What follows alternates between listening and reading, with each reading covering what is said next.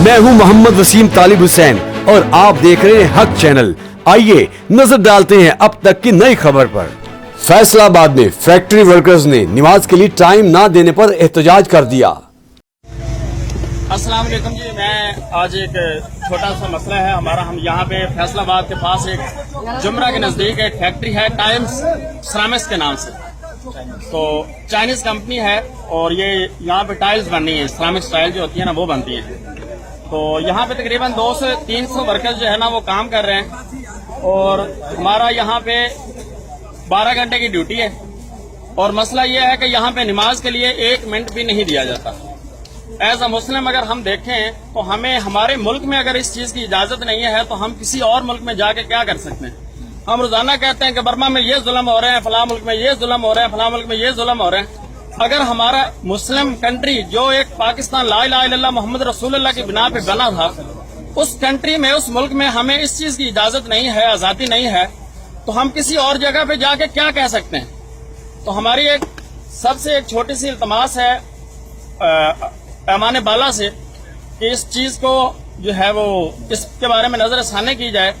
ठीक है, हमारे चाइना के साथ बहुत अच्छे टर्म्स एंड कंडीशंस हैं, लेकिन उसको हम इस मसले को पुसे पर्दा नहीं डाल सकते कि ये जो बात है इसको हम इग्नोर कर दें और इस पे कोई बात ना की जाए या इसका मसले को हल नहीं किया जाए और इस बात को दबा के कंप्रोमाइज कर लिया जाए कि चले ठीक है चाइना हमारे पास इन्वेस्टमेंट कर रहा है तो इस बात को हम इग्नोर कर दें। जो बंदा बात कर रहा है उसको निकाल दें। तो जो बंदा यहाँ पे हुआ ये था कि हम यहाँ पे अगर भाई आपको दिखा सकते हो उधर दिखाया जरा। मसला ये हुआ था कि आज से 5-6 दिन पहले जो है 5-6 दिन पहले हुआ था कि एक भाई ने यहाँ पे ट्रांसलेटर है, उन्होंने एक बात की थी नमाज के लिए कि हमें नमाज का टाइम दिया जाए, नमाज का टाइम दिया जाए। उस भाई को क्या हुआ था, उस भाई के साथ क्या हुआ था कि उसको फारिग कर दिया गया। फिर उन्होंने सारे लेबर जो है उन्होंने एहतजाजन जो है वहाँ पे जाके जब बात करना चाहिए। ये भाई हैं जी ट्रांसलेटर, इनको फारिग किया गया है ड्यूटी से।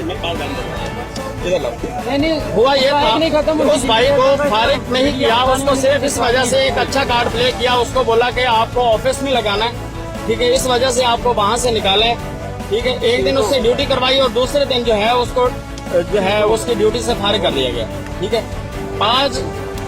आज के दिन ये जो है एक और भाई हैं ट्रांसलेटर हैं हमारे, ठीक है, उन्होंने ये गुलाम भाई हैं, ये खड़े हुए अगर उनको दिखा सकते हैं आप, ठीक है। इन भाइयों ने बात की थी, इन्होंने बात की थी नमाज के लिए कि हमें नमाज का टाइम दिया जाए।